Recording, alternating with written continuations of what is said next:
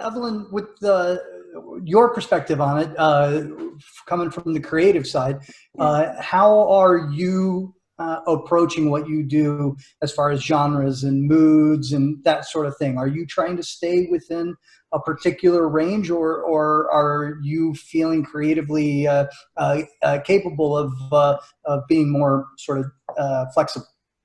Yeah, that's a great question. I think I'm trying to frequently stay in a certain energy. I think that I'm trying to create music that carries a certain feeling about it, especially things. I do a lot of up tempo. I think I see a lot of up tempo working places. And so things that are either driving and intense or feel like very powerful from a female perspective, or that feel kind of, yeah, the things that can create a mood and an energy, I think work really, really well for me. I don't usually feel inhibited by genre. I just really try and be cognizant of how the writing works, how the lyricism works, and how, it can feel commercially viable, because I think that's things that feel maybe like they're pushing boundaries in a certain genre. But if at the same time, if they feel commercially viable, I think they'll perform well in a sync kind of world. That's kind of what I've seen. And also, I wanted to jump off what Michael was saying too really quickly, which is that I've definitely come from that world a bit too, of wanting to pitch things and then seeing that kind of transition over to the sync side. And I think that's true for a lot of people who end up in sync who are really good writers. And I think a reason why that is because you're honing your craft so hard and you're writing things for a specific format, a specific reason, and that works very well in sync too if you have that understanding. And I think simultaneously you can still kind of do both. I tend to work with a lot of other artists on their projects, and I hone some of the same skills in that world that I do in sync. I'm kind of embodying whatever that project is and figuring out what needs to happen to accomplish a song that will work for them or in that world, sonically. And I think that they actually really kind of almost work well together. They improve your skills. And I think that it's, the best part about it is if you can make money in sync, you are not as hell-bent on, every single time you pitch a song to an artist, having it land so you can feed yourself. I think that's why they're very well suited to kind of work together. I mean, I'll add on too, having seen it from a lot of different artists, is that, even talking to Michael or being able to, I am Evalyn, like I did today, telling her that she's got a couple more confirms coming her way for some TV shows. It's just, I feel like it's a lot more gratifying for an artist with a lot more wins coming in, and getting those gratifying wins can sort of really keep the overall vibe and just positive, versus like, I imagine going out for writing for a number of pop sessions and just really hoping maybe one of yours connects somewhere that could change your life. It's kind of like trying to swing for a home run every time.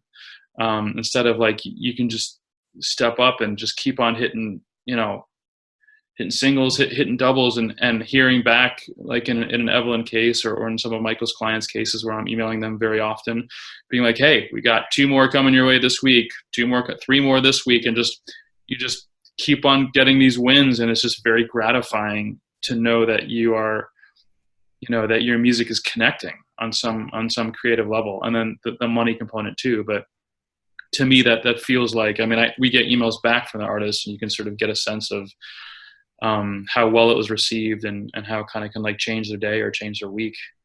Yeah. And sorry, go ahead. I was just going to quickly say to people who are watching this, who are kind of interested in this lane, but in general, kind of trying to figure out where they might find an entry point, stuff like this. I think a lot of what it comes down to is working your ass off and diversifying and doing, everything you can, but doing it the best you possibly can. Because like me, I didn't expect to walk into a career in sync, and I did. And I think part of that is because I was diversifying and doing a lot of different things and doing them as well as I possibly could. And that's kind of how I think sometimes it works out. I got to admit, I was hoping you were going to say, just stay out of my way. But but just stay out of my way. But if it works out, it works out. I'll add in just real quickly that Evalyn's a really hard worker, and I get to peek into all the spreadsheets she makes and all the records she keeps and all the follow-ups she does. And this is the other half of being a professional songwriter well, maybe I don't want to give away your tricks. Sorry, Evalyn. But that a lot of songwriters don't really put on the hat that they need to really step it up and take it to the next level. And she's as hard of a worker as she is creative, and so it's kind of like a double threat. And that's what starts piquing the interest of people, when you can deliver from beginning to end, and someone can have a level of confidence and you not question whether you can get it into the end zone or not. So I just didn't want her to skip past the fact that she's a really hard worker, and it wasn't luck. I mean, I see what she's doing on a daily basis, and she's booking a lot of sessions on her own, even though I'm her publisher and we're helping out a lot. I mean, she got it off and running on her own, and all I had to do was pour fuel on it. That's awesome. Jake, can you talk about the money side? How do you value a placement? Oh, I mean, that's a good question. There's a real art to that. There's I mean, there's ranges. You can pull someone aside, like go to coffee with Naaman and probably get a range out of what something, but fundamentally there's different variables. I mean, quite honestly, there's the song itself, there's the profile of the artist and the writer, and what action is involved, how much activity the artist has around them. But then there's the basics too, like the terms that are being requested for the song, should you get that far in the process, which is, what's the territory, what's the duration, you can go down a checklist of 5 or 6 different things. Is it the main version? Is it the instrumental version? Do you need it for all media, for just the US? Is it geo-locked? So that there's those kind of basic items you go down. Each box that you check helps you sort of bring the range down into kind of a more finite quote, because ultimately these aren't fees regulated by the government. This is an actual negotiation where the the owner of the composition and the recording have the ability to get into a negotiation and charge what they think it's worth. And quite honestly, this is one of the trickiest parts of the business, and it would be for an independent artist too, because if you don't have the information, you just, how do you know how to value your own work? Or if I was my first year into trying to represent art, how do I know how to value? If someone's going to offer me $5,000 all in, which we can either cover later, or you guys can Google it for those who are watching. But actually you could have gotten $15,000 for it. Then that's like, there's a disconnect there. Now, $5,000 is a lot of money. Like, let's be honest. $15,000 is a lot more, and that's your value. And like, I work at a company of 30 people who've collectively got a lot of years in this business, and I'm thankfully able to rely now on other people. In a few cases, when a request comes to the owner of the rights, there will be a fee in there, and it's either that is the budget, so you're actually taking that, or you're going to lose it. No disrespect to the artist, that's the bottom line. Like, you can take it or we'll find something else. Sometimes it's negotiable, but oftentimes, you'll receive a quote request for the use, and then it begins a negotiation. So there's no hard and fast rule there. It is an art. Naaman, as the music supervisor, I imagine there's times where your mind latches onto a song that's just perfect, and there can't be another one. It has to be this one. Does that happen, or and does that influence what we're talking about here, the ability for an artist or their publisher to negotiate a higher rate for its use? Oh man, I'm trying to think of the best way to answer that. Uh-oh, sorry. Yeah, I mean, sometimes there is just whether it's myself, the director, somebody else involved with the project, has just this lightning bolt idea, and it's like, that's the song. So they or myself somebody will come to me, and we'll all be like, oh yeah, that's the track. So we need to go out, and I need to go out and figure out who owns, the publishing splits, the master, possible master split, all that kind of stuff. And just get a quote. Ultimately, it's all going to come down to what can be done with the budget, and 99.9% of the time, at least from my perspective, I will always try to get a straight answer on what is our absolute ceiling budget for this. And there can then be some negotiation there, but I don't usually mess around with haggling. Like if I know how much money we can spend on something, normally I'll just go straight to the approval parties and be like, this is the money that I have. Can we make this work? So, and I can just say, because Naaman and I just went through this a week and a half ago together, that is a breath of fresh air from our perspective, because it sets in motion a lot of other things. I now know what I can pitch. Now I know what I can deal with, and to make his life easier, because now I won't pitch things that are twice that cost. So when he texted me the other week and was like, I have a project I want to put you on, this is the budget, can we make it work for that? Then I can flip through my brain and be like, yeah, I definitely have high quality people that can make it work for that. If he'd shot me a different number, it might have been a different group of people or different songs, but it just makes the whole process easier. And luckily he had the flexibility to do it in that case. I don't know if I doubt you always have that flexibility, Naaman. I don't really know. No. Well, Michael, I mean, more times than not, I'll actually have to, it'll go the other way around, where the producer on the project will go, my daughter loves Imagine Dragons and we have to have them in this. So they'll come at me with some, 8-year-old's favorite Imagine Dragons track. And I will already know the answer is going to be, you don't have enough money. But I'll jump through the hoops. I'll get the quote. I'll take it back to the producer. I'm going to be like, oh my God, that's 10 times more money than we have to spend. I'll be like, cool. I'm going to call up some people with some really good replacements. And, that's then where I can go, here's the amount of money that we actually do have. Jake, what do you have for me? So, Michael, you're the one with the clientele that any one of them could be that Imagine Dragons.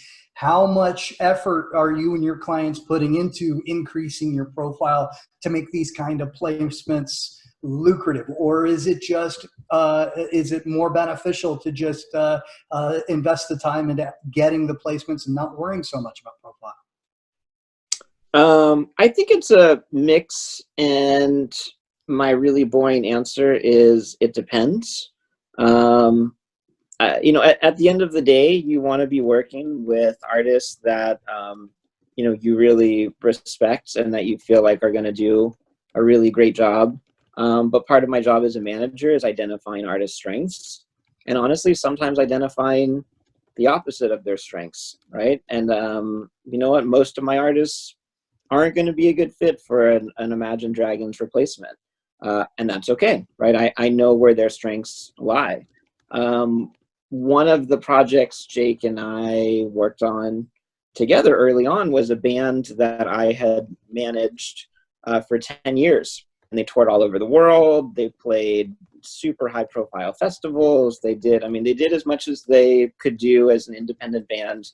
And we're very happy with that. And after 10 years, said, you know what, it's time to move into the next phase of our lives. And the two primary writers from that band said, you know what, we've been in the studio so many times. We made 6 or 7 albums, as part of this band. We want to learn production. And as part of learning production, we want to get off of the road and focus just on becoming really great songwriters. And so we're going to start a new band. And it is it's a real band that we're starting, but the emphasis is not going to be on touring and doing band stuff. It's going to be more about creating music. And, as a manager, you go, okay, well, how am I going to work with this and understand this and build the team around it?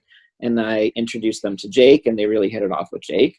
And so we sat down, and Jake started to give them some direction as an A&R person, not in the way they were used to as a label A&R, right, but as a publishing A&R. And we still did our band photos, and we still did our videos. We did all of this stuff, but Jake was helping to guide the music a little bit more into the sync world.